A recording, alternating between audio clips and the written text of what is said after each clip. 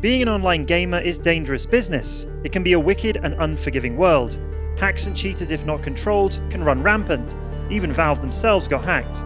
Being careful is of the utmost importance.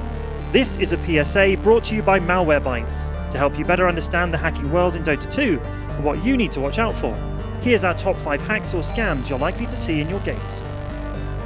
Social engineering is the official term for scams that involve manipulating players into sharing confidential information. In Dota 2, the most typical social engineering involves the trading of items. Due to the inventory of players being public knowledge, scammers will search Steam profiles for a sick stash of items. For example, yours. They will then find a friend you commonly play with and copy that friend's Steam profile, icon, name, location, the lot.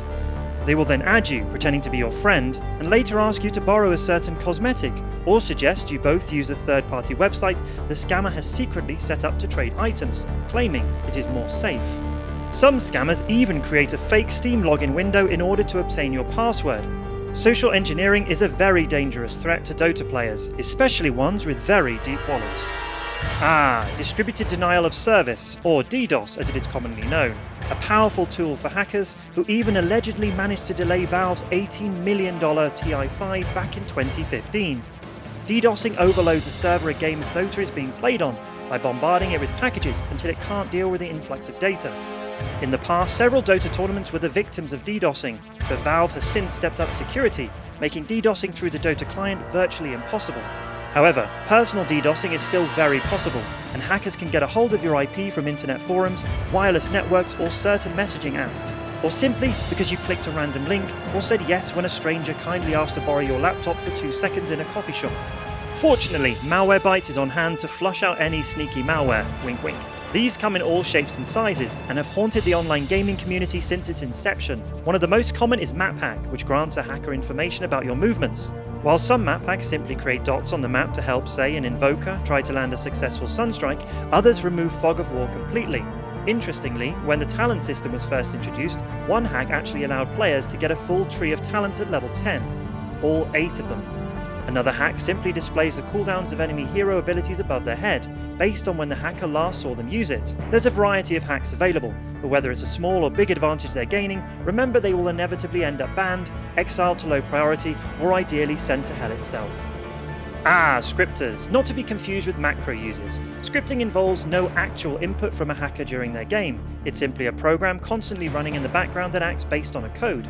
For example, a Skywrath Mage script will do checks during the game to see if an enemy is within range. If it is, it will instantly perform a combo, for example Rod of Atos, Ancient Seal, and Mystic Flare. If you're blown away by how fast an enemy is pulling off that combo, there may be a reason for it. It might be time to check out that replay. If you suspect you have found a scripter, report them to Valve and make Dota 2 a better place. Macros are incredibly common and often confused with scripts.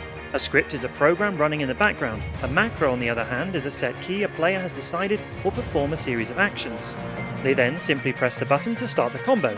For example, an invoker might create a macro to invoke spells faster. While scripting has always unanimously been labelled a hack, macros have been kind of a grey area, until recently. In the regional qualifiers for TI-8 in 2018, South American team Thunder Predator were disqualified after a Reddit user shared evidence that their carry player Hatun had indeed used macros to gain an unfair advantage. Thunder Predator later came forward to say that Hatun had indeed bound a macro to one of the keys using Razor Synapse. However, they said it was simply to help him to be more efficient on Meepo, and that they did not consider it a hack. Prior to the Thunder Predator incident, one popular macro to be put under the microscope more than once for its illegality is the armlet toggle. Several high-profile players including Ace, Eternal Envy and Arteezy have mentioned it in the past, but following Valve's decision over Thunder Predator, it seems staying away from macros is a good course of action. In our next PSA, thanks to MalwareBytes, we'll explain how you can protect yourself from being hacked using simple to apply security techniques. Until then, play nice and remember to report those scripters.